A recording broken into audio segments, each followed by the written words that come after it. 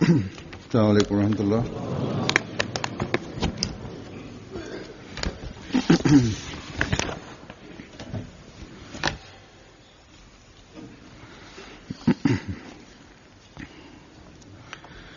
Eşhedü en la ilahe illallah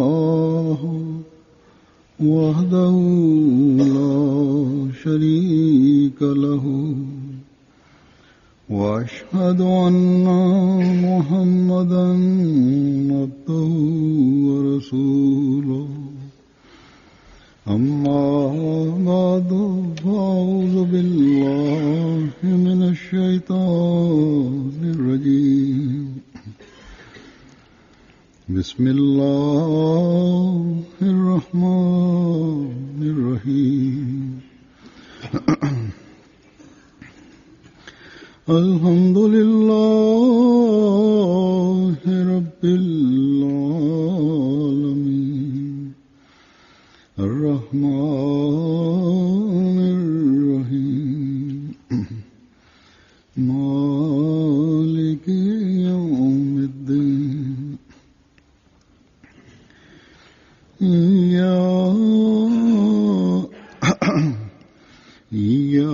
إياك نعبد وإياك نستعين اهدنا الصراط المستقيم صراط الذين أنعمت صراط الذين أنعمت عليهم غير المغضوب عليهم ولا الضالين. Konusu hakkında ben geçen iki cumadan beri beyan etmekteyim. अमली इसलाह के मजमून के बारे में ben bu मैं गुज़श्ता Hz. Mesih Maud Aleyhisselam'ın bize verdiği गुज़श्ता जुमे को talimatın bazı yönlerini इस बारे में जो मसीह मौद अलैहिस्सलाम sorular şeklinde beyan etmiş idim. तालीम दी है उसके चंद पहलुओं का जिक्र Yahut ben şunu anlatıyordum मैंने सवालों की शुरुआत ki Mesih Maud Aleyhisselam nasıl kendi talimatında bize या ये बता रहा था कि उसके söz söylemiştir. तरह हज़रत मसीह ने Bu sorular şöyleydi, cevap buydu. Biz bunu yapıyor muyuz, yapmıyor muyuz diye soru ve cevap vardı. Bizim ameli islahımız işte bu birkaç iş ile bitmiyor. İslam'ın talimatının birçok yönleri vardır. हमारी अमली इसलाह Birçok buyruklar vardır ki Kur'an-ı Kerim bize vermiştir. इस्लाम की तालीम के तो Onun için शुमार पहलू Hz. Mesih Maud Aleyhisselatü Vesselam बेशुमार kendi talimatında bizim islahımız için açık olarak söylemiştir. इसलिए Ben size doğrusunu söylüyorum. इस्लाम ने Her kim अपनी तालीम में Kur'an-ı Kerim'in 700 emrinden küçücük bir emri dahi ertelerse o necat kapısını kendisi üzerine kendi eliyle kapatmaktadır. 700 हुक्मों में से Onun için bizim için bir korku yeridir. वो निजात का दरवाजा Ve her amelimizi ve her attığımız adımımızı düşünerek atmamız ve yapmamız lazım. और हमें अपना हर अमल Geçen hutbelerimde de söylemiş olduğum gibi करने और Hz. Mesih Maud Aleyhisselatü Vesselam'ın gelişinin gayesi Kur'an-ı Kerim'in hükümetini bizim üzerimize uygulamak idi. इस्लाम की Onu yerleştirmek idi. का मकसद Ve Hz. Resulullah sallallahu aleyhi ve sellem'in güzel örneği हम पर लागू ve Resulullah'ın sünnet-i seniyesine göre bizim hareket ettirmemizi sağlayacaktı ve bu konu için Mesih Maud Aleyhisselatü Vesselam sık sık bizim dikkatimizi çekmiştir. चलाना था Eğer biz imanlı olarak kendimizi muhasebe edersek, इस्लाम ने daha önce de söylediğim gibi जो दिलाई bizim ameli islahımız अगर bu हम sözler ईमानदारी से dinledikten sonra अपने जायजे लें Mesih Maud Aleyhisselatü Vesselam'ın beyan ettiği birkaç gün için olabilir अमली इस्लाह ve ondan sonra ये बातें सुनकर biz yine eski yürüyüşümüze geri dönüyoruz ve onun üzerinde yürümeye başlıyoruz. Daha önce olduğu gibi. और फिर वापस Onun için bir उसी डगर पर ben daha önce de örneğini verdiğim gibi जिस पर पहले थे बस हम उस bir गुड्डे की तरह हैं जिसकी मिसाल में गुज़श्ता खुतबों में दे चुका हूँ जिस पर जब तक bir ढकने का kapı gibidir. Bir kutu gibidir. और Üzerinde kapalı olursa kapalı kalır, açılırsa hemen açılır. Aynı şekilde biz dikkat ettiğimiz zaman insanlar etkisini alırlar ve ondan sonra biraz zaman geçince की जाती रहे yani onların kötülükleri kendilerini mutlaka तवज्जो को दबाव kötülüklerini ortaya koyarlar. Kötü hisleri. Birçok muhlisler बुराइयों का supreme geçen hutbelerimden sonra bana yazdılar. Biz çaba dahi sarf ediyoruz ve dua dahi ediyoruz. Siz dahi dua edin. Hussain ने Bu hutbelerin etkisi altında birçok kötülüklerin हम कोशिश और दुआ की kötülükler artık kutuya girmiştir. Artık kutunun içinde kalsın ve dışarı çıkmasın. बुराइयों का गुड्डा जो Kısacası bizim şunu düşünmemiz lazım. Neden? Sebep nedir? बाहर ना निकला है Ki bu kötülüklerden sık sık dışarı çıkarlar. Bir şeyin ıslahı ancak belli durumda olabilir ve onun ıslahın değişik durumlarına biz benzeyebiliriz. किसी भी Ne zaman इस्लाह तभी हो सकती ne zaman ki onun eksikliklerini, sebeplerini bilirsek ancak o zaman biz yapabiliriz ki o eksiklikleri gidermeye çalışalım. Eğer sebep devam ederse o zaman geçici ıslahtan sonra kötülük yine geri gelecek. कोशिश कीजिए Bu bakımdan अगर वजह कायम ben dikkat ettiğim zaman तो आर्जी इस्लाह के बाद ve daha da okuduğum zaman Hz. Müslim Mevud radıyallahu anh'unun वापस आएगी incelemesini ben gördüm. İnceleyişini Hz. Müslim Mevud radıyallahu anh'unun yazı ve konuşmanın güzelliği şudur तजिया ki mümkün olan bir soru sorarak हो के तरीक misallarla onun cevabını da verir. Kur'an-ı Kerim hadis ve Resulü Mesih Aleyhisselatü Vesselam'ın kelamının nuru altında भी मिसालों से बता nasıl meselenin hallını Müslim beyan ediyorsa o şekilde başka bir yerde görmemiz mümkün değil. कलाम की रोशनी में Onun için ben düşündüm.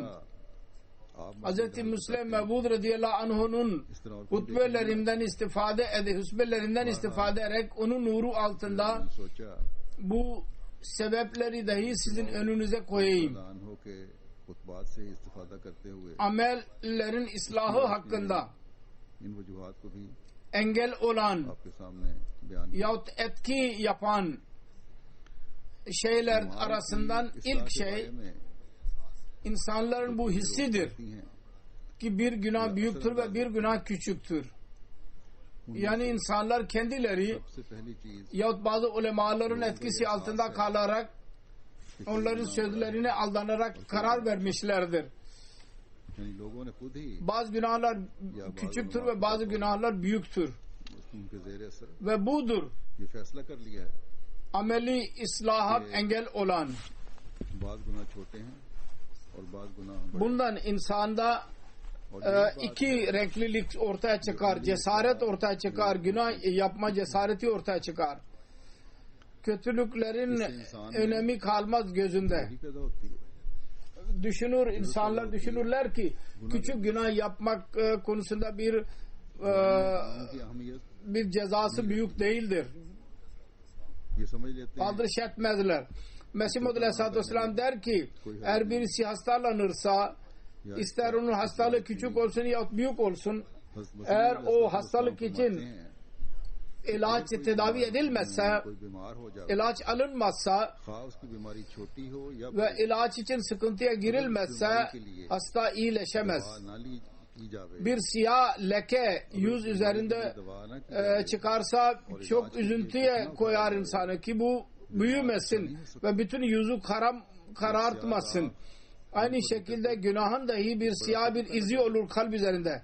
कि कहीं ये दाग Küçük günahlar कुल मुंह को काला ना कर दे bazen büyük günah olabilirler.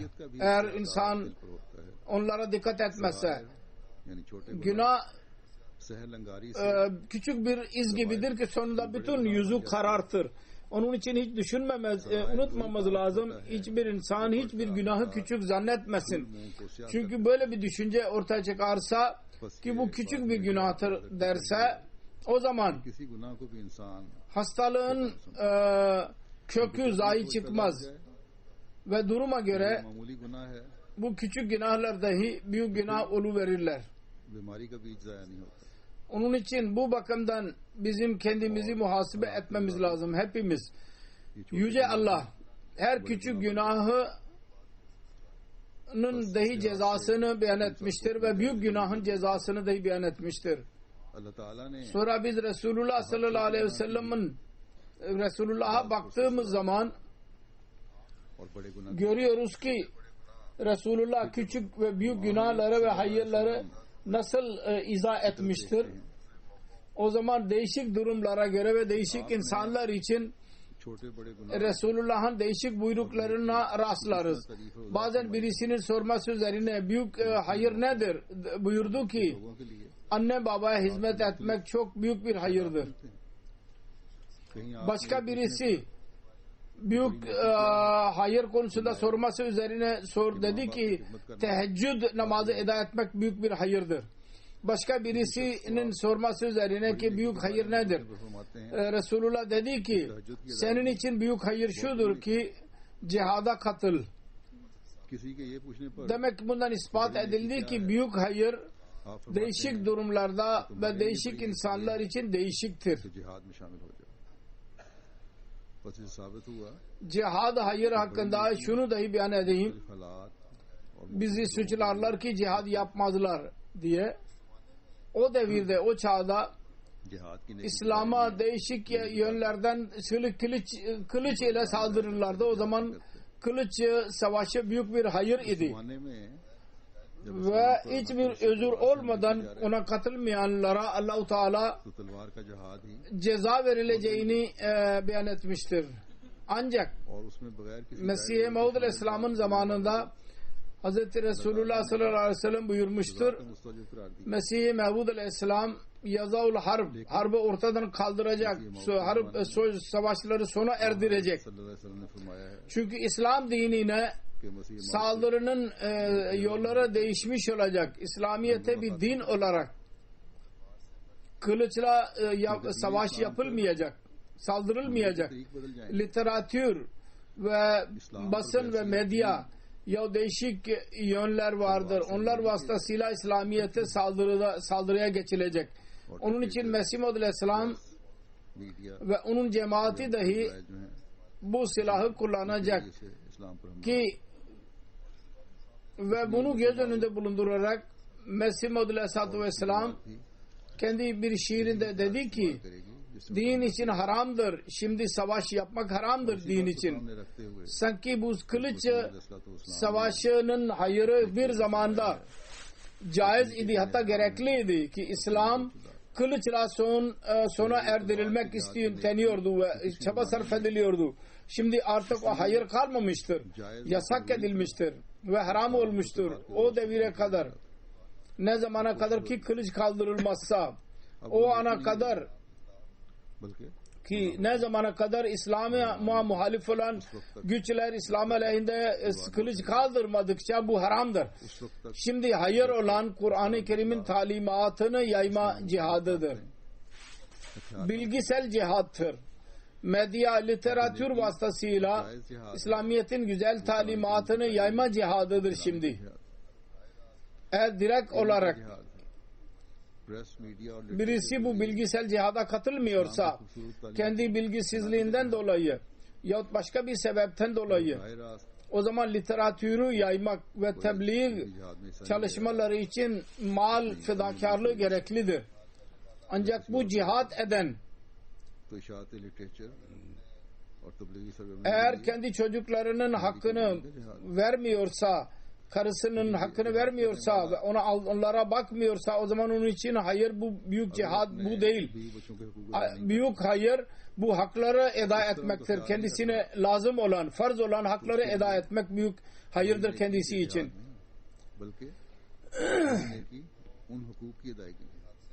Ve onların hakkından mahrum etmek, onların talimatına dikkat etmemek, ondan mahrum bırakmak onları, böyle bir insanı günahkar haline getirir. Hazreti Resulullah zamanında cihadın farz oluşuna rağmen söylediğim gibi Resulullah birisine anne babasına hizmet etmeyi hayır olarak beyan etti. Demek ki her insan ve her duruma göre hayır ve büyük iş başkadır. Aynı şekilde biz görüyoruz ki kötü işlerdenler için para harcamak bir günahtır. Bir kötülüktür ve bu yasak edilmiştir. Bugünlerde kumar makineleri vardır, değişik kumar şekilleri vardır. Birçok insanlar vardır ki kumar oynarlar ve piyangoya katılırlar ve kumar oynarlar, zulüm etmezler, adamı öldürmezler. Onun için ki bu insanlar bu gibi günahları büyük günah sayarlar. Fakat kumar ve kötü işlerde parayı harcamak ve zayi etmeyi onlar kötü görmezler. Böyle bir insan için yanlış bir şekilde para harcamak günahtır, büyük günahtır. Çünkü diğer günahları zaten o günah biliyor. Sonra biz görüyoruz ki başka bir kadın kendi elbisesini hayadar tutmaz. Dışarı çıkınca tesettür etmez. Başı açık. Ahmedi Müslüman olmasına rağmen ve öyle adlandırılmasına rağmen hicab kullanmadan, scarf kullanmadan, eşarp kullanmadan yahut çarşaf kullanmadan gezer. Elbisesi de bütün bedenini ortaya koyan olur. Fakat mal fedakarlığı için söylenirse, bir çanda istenirse kendisi için hemen verir. Yahut yalandan nefret eder. Ve çabaz ve demez ki bir insan kendisi önünde yalan söylesin. Böyle bir kadın için yalandan nefret etmek büyük hayır değil. Büyük hayır Kur'an-ı Kerim'in bu emrine tabi olmasıdır ki kendi elbisesini hayalı yapın ve tesettüre önem verin. Onun için hayır budur. Ki onu küçük hayır sayarak ona dikkat etmemektedir. Bu bir zamanlar kendisini büyük kötülüğe dahi itecektir. Kısacası her hayır ve günahın ölçüsü her insanın kendi durumuna göredir. Ve değişik durumlarda değişik insanların amelleri hayır ve kötülüğün tanımını değiştirirler kendisi için. Onun için bu düşünce kalsa filan günah büyüktür ve filan küçüktür. Filan hayır büyüktür ve filan hayır küçüktür. Bu düşünce kaldıkça bir insan ne kötülüklerden uzak durabilir ne de hayır yapabilir. Daima bizim gözlerimizin önünde kalmalı. Şu ki büyük günahlar, kötülükler öyledir ki insan onları bırakamazsın. Çok zor olsun kendisi için ve o insanın adetine girmiş olsun. Ve büyük günahlar odur ki onları yapmak insan için zor olsun. Yani birçok kötülükler bir insan için iyidir ve diğer için küçüktür. Ve birçok hayır bir için büyüktür ve diğer için küçüktür.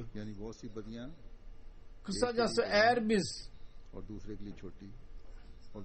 ameli İslam'ımızı yapmak istiyorsak o zaman ilk olarak şu düşünceyi kalbimizden çıkarmalıyız ki mesela zina büyük bir günahtır, adam öldürmek büyük günahtır, hırsızlık büyük bir günahtır, gıybet büyük bir günahtır ve onun dışında ne kadar günahlar varsa küçük günahtır. Bu düşünceyi kalbimizden mutlaka zihnimizden atmalıyız. Ve şu düşünceyi de zihnimizden çıkarmalıyız ki oruç büyük hayırdır, zekat büyük hayırdır, hac büyük hayırdır ve bunun dışında ne kadar hayır varsa küçüktür. Genel Müslümanlarda bu düşünce var olduğu gibi. Eğer bu düşünceyi biz çıkarmazsak kalbimizden, o zaman ameli olarak biz zayıf kalacağız. Ameli olarak biz o zaman kuvvetleneceğiz ne zaman ki Mesih Maud Aleyhisselatü Vesselam'ın şu sözünü gözlerimizin önünde bulunduracağız ki Kur'an-ı Kerim'in 700 buyruklara göre amel etmeyen necat kapısını kendisi kendi üzerinde kapatmaktadır. Onun için biz yabancılar gibi şunu düşünmemeliyiz ki bazı hayırlar büyüktür ve bazılar küçüktür. Ve bu konuda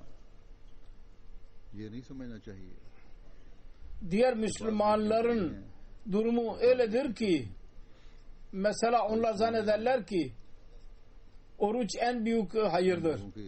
Fakat namaz, cemaat ile namaz kılmanın önemi yoktur. Fakat oruç çok önemlidir. Ona çok uygularlar, ona göre hareket ederler. Her kime zekat farz ise o zekatı vermemeye çalışacak fakat oruç mutlaka tutacak. Çünkü oruç tutmazsa onun için yanında bu çok büyük bir suçtur. Zekat vermemek için bir zamanlar durum öyleydi. Şimdi Pakistan'da durum nasıldır ben bilemiyorum. 1974'ten sonra ki Ahmediler yasa için ana yasa için bizi gayrimüslim olarak ilan edildik. Ondan sonra bazı gayri Ahmediler bankalarda hesapları bulunanlar, çünkü hükümet yıl sonunda zekat zorla o hesaplardan alırdı. Fakat Ahmediler gayrimüslimler olarak onlara ilan etmişlerdi. Bu vacip değildi. Onun için zekattan korunmak için bazı gayri Ahmediler dahi banka kağıtları üzerinde Kadiyanlı Ahmedi olarak yazarlardı. İşte onların iman durumları böyledir. Diğer manada ki Ahmediler kafirdir ama parayı korumak için zamanı gelince kendileri dahi o kafirlere katılırlar. Bugünlerde durum nasıldır bilemiyorum. Fakat bir zamanlar durum böyleydi. Bu durum şu bakımdandır ki hayır ve kötülüğün seviyesini beyan etmek için Allah'a bakmazlar. Seviyesine bakmak için onun Resulüne bakmazlar. Sözde fakirleri ve müftülere ve ulemaların arkasından yürürler. Hz. Mesih Maud Aleyhisselatü Vesselam'ın bir olayını Mesih Maud radıyallahu anh beyan etmiştir. Ramazan ayında Hz. Müslim Maud bir yolculuk üzerindeydi Amritsar ve bu arada bu durumda bir zaman oldu, bir yerde konuşuyordu. Konuşması esnasında biraz kuruluk hissedildi boğazında ve adamın birisi bunu görerek bir çay bardağını iletti kendisine. Kendisi geri itti. Belli bir müddet sonra yine eziyet duydu. Sonra yine o adam üzülerek çay ikram etti. Kendisi yok dedi ve eliyle işaret dahi etti. Kalsın dedi. Ancak yine sancı duydu. Kuruluk hissedildi boğazında. O zaman 3. defa çay ikram etti. Hz. Mesih Maud Aleyhisselatü Vesselam galiba bunu düşünerek eğer ben almazsam zannedilecek ki ben gösteriş yapıyorum ve yolculuk esnasında oruç tutmamak emri vardır. Bu kolaylık vardır. Ben onlardan onu istifade etmiyorum. Yalnız gösteriş için. Bir yudum bunu düşünerek bir yudum aldı o çay fidanından. Bunun üzerine gayri Ahmediler gürültü yaptılar. Bakın Mehdi olduğunu iddia ediyor ve Ramazan ayında oruçlu değildir. वहाँ बैठे गैर जमात लोगों ने Onların yanında orucun önemi Mehdi होने का दावा करते हैं और रमजान के şudur ki ister oruç tutun ister Allah-u Teala'nın emrine aykırı dahi olsa. रोजे की अहमियत Hz. Müslim Maud radıyallahu anh diyor ki onlardan belki %90 namaz dahi kılmıyorlardı. Onu dahi bırakanlar idiler. Ve %99 फरमाते हैं कि yalancılık söyleyen, aldatanlar, नमाज भी नहीं पढ़ते mal yağmalayanlar var idiler. Ancak 90% şu dahi doğrudur ki onlardan %99 o zaman oruçlu belki idiler. माल लूटने वाले थे Çünkü orucu oruç en büyük hayır olarak kabul edilir. Fakat 99% उस वक्त रोजा o oruç öyle tutmazlar. Nasıl ki Mesih Resulullah sallallahu aleyhi ve sellem buyurmuştur. Her kim yalan söylüyorsa, gıybet ediyorsa, वो रोजा उस तरह नहीं रखते küfür ediyorsa हजरत सल्लल्लाहु अलैहि Allah-u Teala katında onun orucu oruç değildir. वसल्लम बोलता है O yalnız aç kalır. कहता है Eğer biz dikkat edersek Müslümanlar arasından Müslümanların çoğu वो सिर्फ भूखा bu ölçüye göre aç kalıyorlar ve susuz kalıyorlar. Fakat bu aç kalmaları ve susuz kalmaları onun yanında büyük bir hayırdır. इस मयार के मुताबिक Ve onlara necata kavuşturmak için yeterlidir. Ya birkaç daha hayırı ki onların gözünde büyüktür, onları dahi katarlar. Ki biz bunlarla affedileceğiz derler. या चंद मजीद नेकियों को Böyle insanlar के नजदीक बड़ी हैं उसमें शामिल कर लेंगे ne dünyada हमारी बख्शिश के समान hayırı yapanlar olabilirler ne de günahın asıl seviyesini, ölçüsünü de beyan edemezler. नेकियां कायम करने वाले Onlar kendileri büyük günah ve büyük hayırlar ve küçük hayırlar, büyük günahlar ve küçük hayırların bazı seviyelerini beyan etmişlerdir. बड़ी नेकियों ve छोटी नेकियों और बड़े गुनाहों और छोटे गुनाहों onlar kendi tanımlarına göre hayırın tanımı neyse ona mukabil büyük hayırı benimsemeye çalışırlar. के Kendi zihinlerine göre. Ve hangi kötülüğü küçük sayıyorlarsa बड़ी नेकी को इख्तियार करने ona karşı durmak için hazırlanmazlar. Onları bırakmamak demek ki ona karşı duramıyorlar demektir. समझते हैं Ve böylece bir kötülüklerden ikinci kötülüklere girmeye başlarlar. Halbuki İslam öyle bir hayırı büyük beyan etmiştir ki onu yapmak zor olsun ve her insan için ayrıdır bu. Ve öyle bir kötülüğü büyük zannetmiştir ki ondan korunmak zor olsun. Onun için eğer biz kendi İslam'ımızı yapacaksak daima bunu gözlerimizin önünde bulundurmalıyız. जिससे बचना Ki her hayırı yapmak बस ve her kötülüklerden uzak durmaya çalışmalıyız. ये Ölçü budur. में रखने की जरूरत है Bizim kendi tanımlarımız bizi नेकी को इख्तियार करने hayırdan yana olmak से बचने की कोशिश ve kötülüklerden uzak duran yapamaz. हमारी खुद साख्ता तारीफें Birçok defa böylece bir insan kendisine zarara uğratır. Eğer kendisi tanımlarsa ve birçok kötülüğü bırakırsa ve बसा औकात bırakmazsa bazı hayırları benimsese bazıları benimsemezse कि अगर खुद ही तारीफें करने लग जाए küçük olarak gözüken hayırlar और कुछ ना छोड़ें और कुछ नेकियां इख्तियार dikkatsizliğinden dolayı ना इख्तियार करें insanı hayırdan dahi mahrum eder. छोटी नजर आने वाली Ve birçok yerde küçük görünen kötülükler अदम तवज्जो maneviyata çok aşırı derecede zarar verirler. देती हैं Ve Allah-u Teala tarafından नजर आने वाली बदियां taharet ve pak काबिल तलाक olma नुकसान पहुंचा देती हैं mükafatından insan mahrum kalır. और खुदा ताला की तरफ Sonra bazı kötülükleri küçük saymanın neticesi şu dahi olur ki kötülük kökü kalır ve uygun zamanı arar ve uygun zamanı bulunca dışarı çıkar.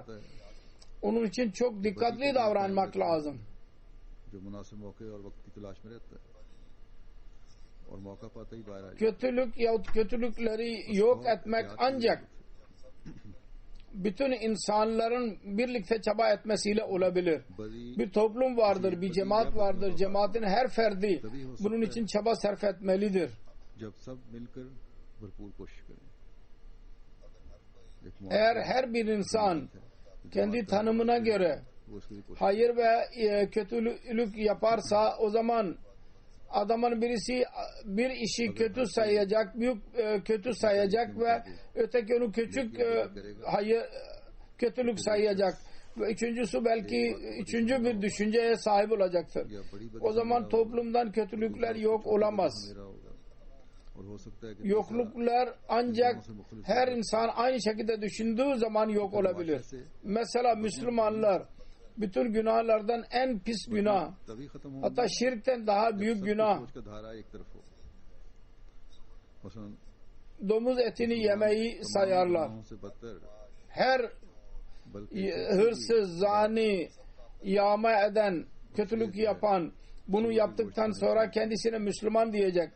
Ancak eğer derseniz domuz eti yerse derse hayır ben Müslümanım diyecek. ये सब काम Bu nasıl olabilir? करने आपको Ben nasıl domuz eti yiyebilirim? लेकिन अगर कहो कि सूअर खा लो Bunun sebebi de şudur ki Müslümanlar arasında toplumsal olarak bir his vardır. मैं किसी ने O da şu ki domuz etini yemek haramdır.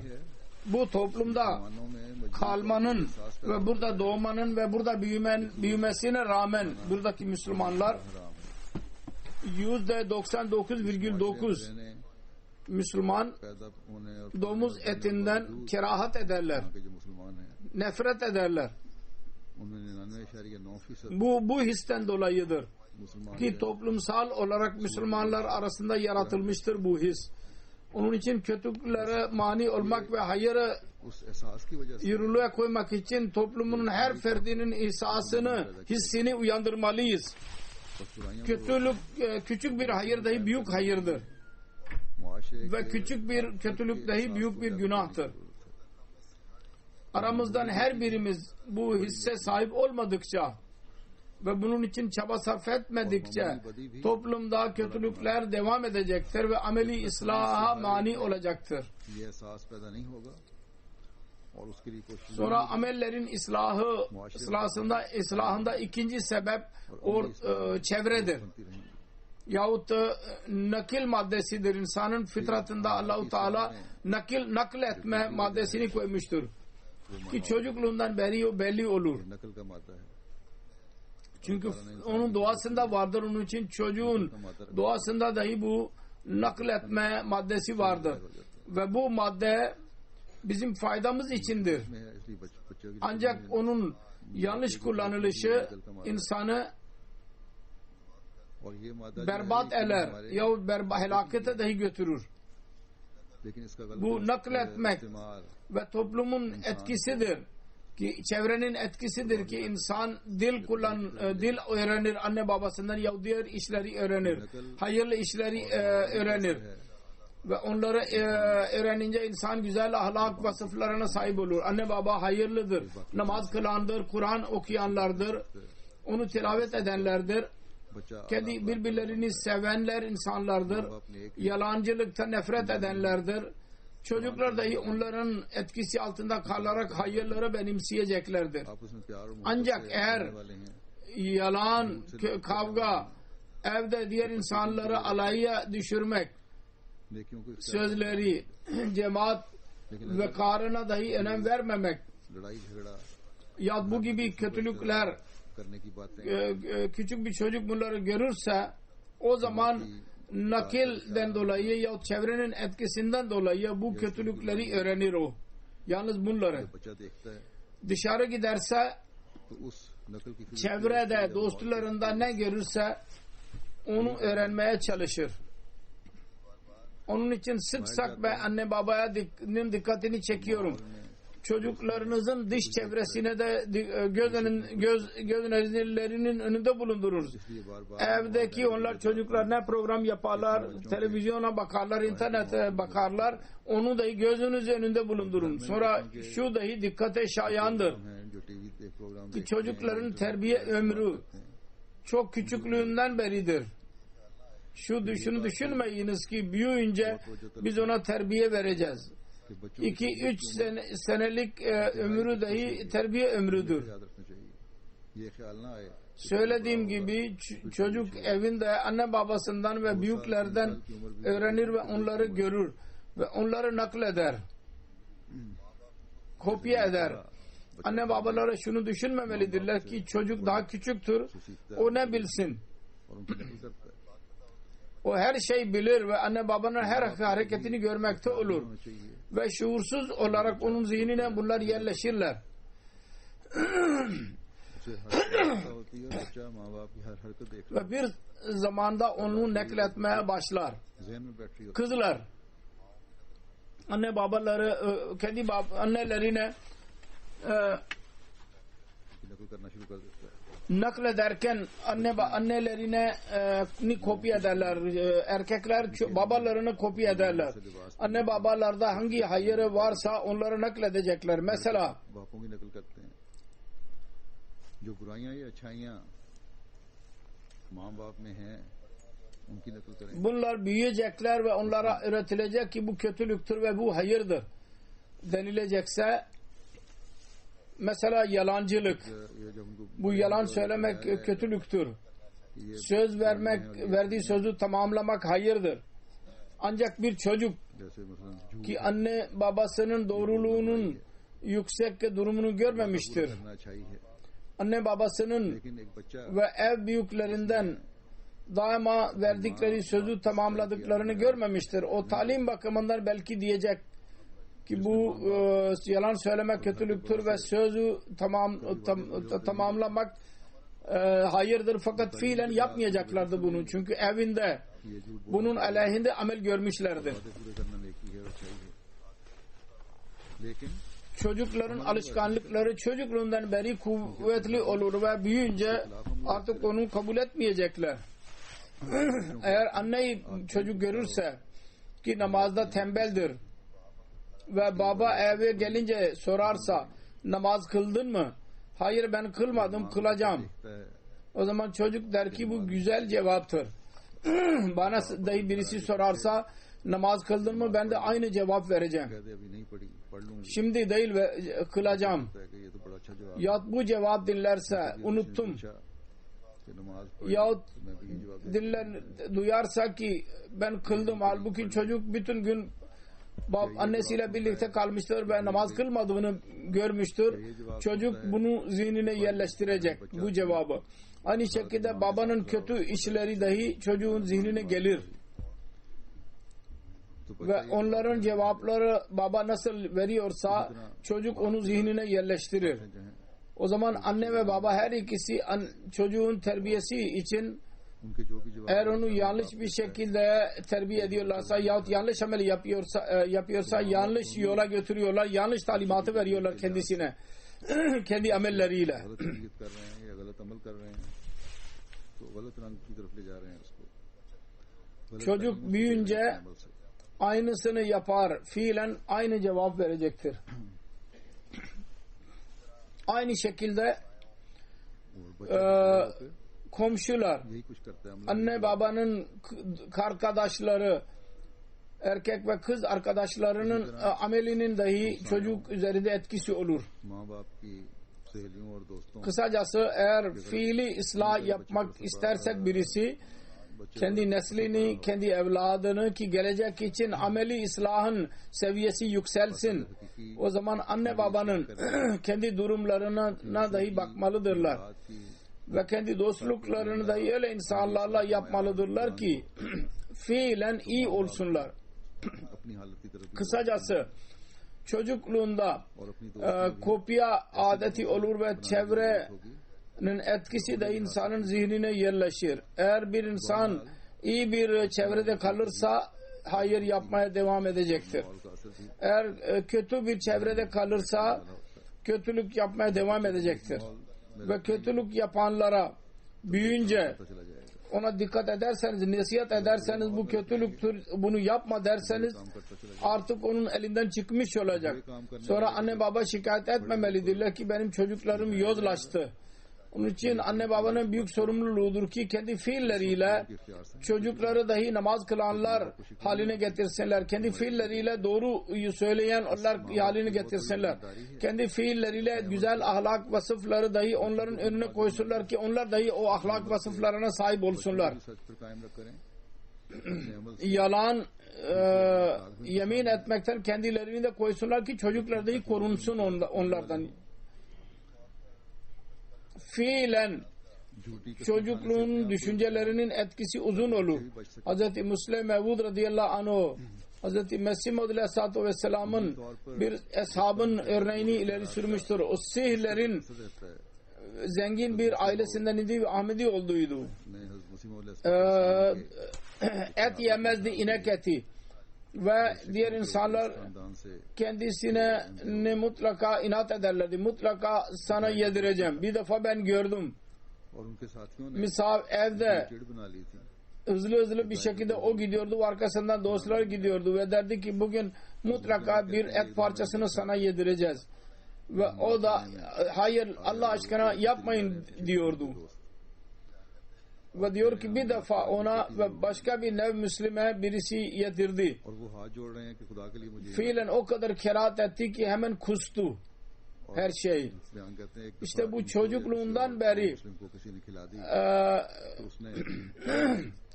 inek etine karşı uyandırılan nefrettir ki büyüyünce dahi o nefret devam eder. Şimdi inanç bakımından kendi inancını değiştirmiştir. Yeni bir inanca girmiştir. Ancak fiili örnekten anne baba kendilerini nefret ettirmişti. İnek etinden o nefret yok olmadı. Müslüman diyor ki amel görünen bir şeydir. İnsanlar onu kopya ederler. Ve sonra bu tohum ilerler. Ancak inanç görünen bir şey değildir. Onun için o kendi dairesinde, çevresinde kalır. Sınırlı. Ve onun örneği şöyledir ki inanç bir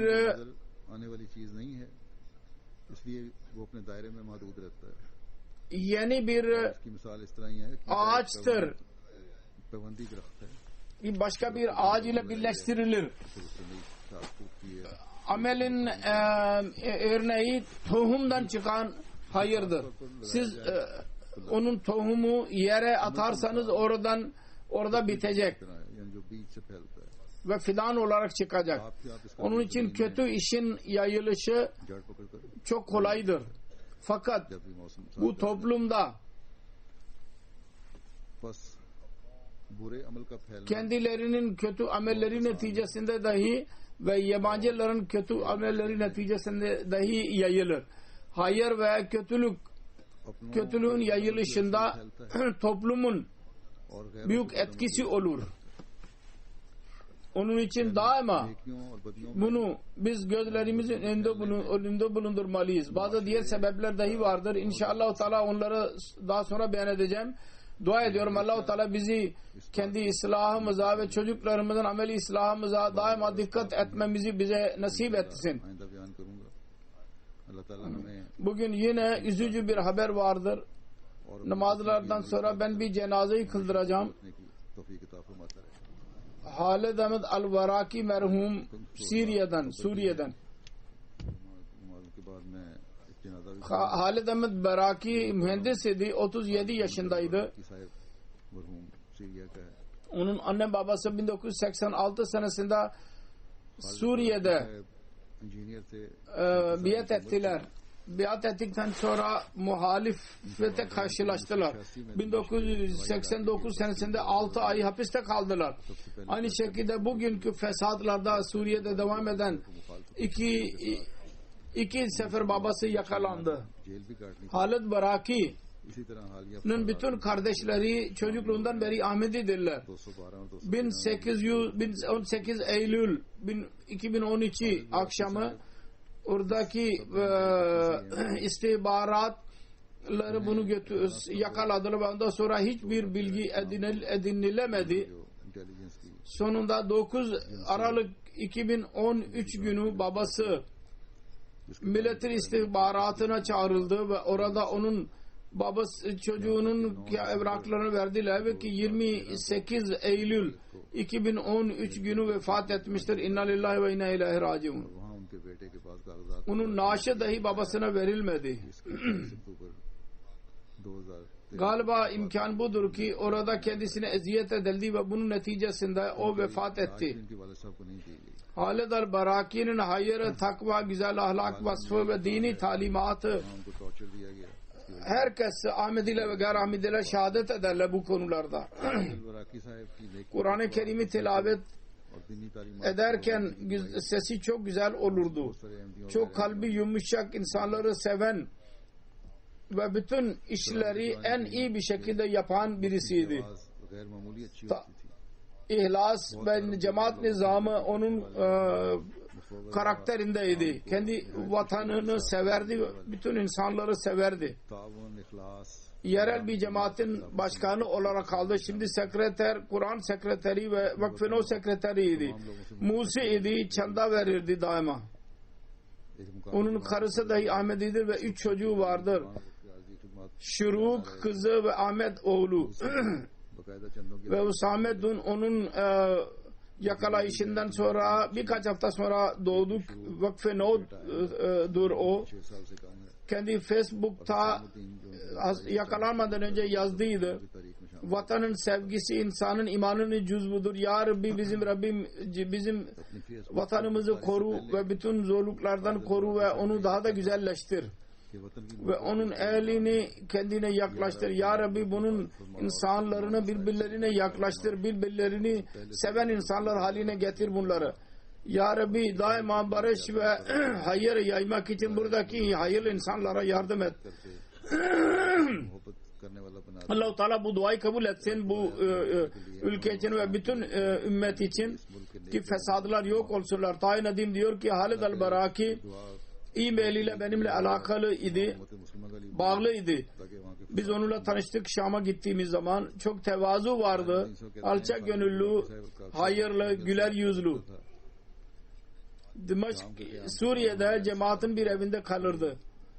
तवाज़ो Ki नौजवान bereket olarak kullanılırdı. Bilgi edinmeyi o kadar severdi ki bir kuzeni ile birlikte bize gelirdi daima. Bilgisel konularda biz konuşurduk. Her kim cemaatin kitabını alırsa onu susuzluk bir şekilde okurdu. Cemaatin kitaplarından Arapça kitaplarına ve El-Busra'nın eski dergilerinden alırdı ve tekrar onları yazdı kompüterde ve sonra bize de gönderdi. Tercümelere tekrar bize yardım ederdi. Gözden geçirmek için. Kontrol etmek için. Müslim Maud Mesih Maud Aleyhisselatü Vesselam'ı çok severdi. Hilafeti çok severdi. Yom-i Mesih Maud günü neşr edilen Arapça programları hissi bir şekilde bir mesaj gönderdi. Hz. Mesih Maud Aleyhisselatü Vesselam'ın bir kasidesini dahi kayıt ettirdi. Bana da bir mektup yazdıydı. Onun sonunda 2006 senesinin bir rüyasını yazdıydı. O rüyadan anlıyordu ki büyük sorumluluk ve bir emanet kendisine tevdi edilecek. Rüyada kendisine haktan bağlı ve bir zaaf göstermek kendisine nasihat edilmişti. Cemaatin başkanı getirilince belki rüya tamamlanmıştır dedi. Ancak rüyada zaaf göstermemek ve haktan bağlı kalmaya tenkit edilmişti. Zahir budur ki bu durumda canını verdi.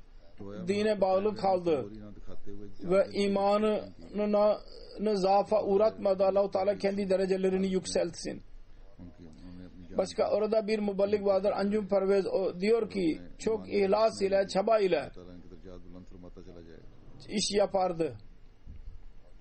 Ve derdi ki ben şunun için bunu yapıyorum ki ben Ahmediyim. Ki insanlar anlasınlar ki Ahmediler doğru, emanet sahibi ve ahlak sahibi olurlar. Tebliği çok severdi. Tebliğ yapmayı. Ve işte tebliğ yapmak yasaktır. Onun için derdi ki ben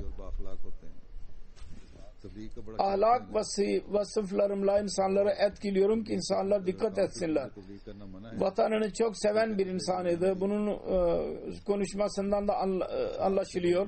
Kendi dostlarına dahi nasihat ederdi ki vatanınızı sevin ki bu İslamiyet'in talimatı budur.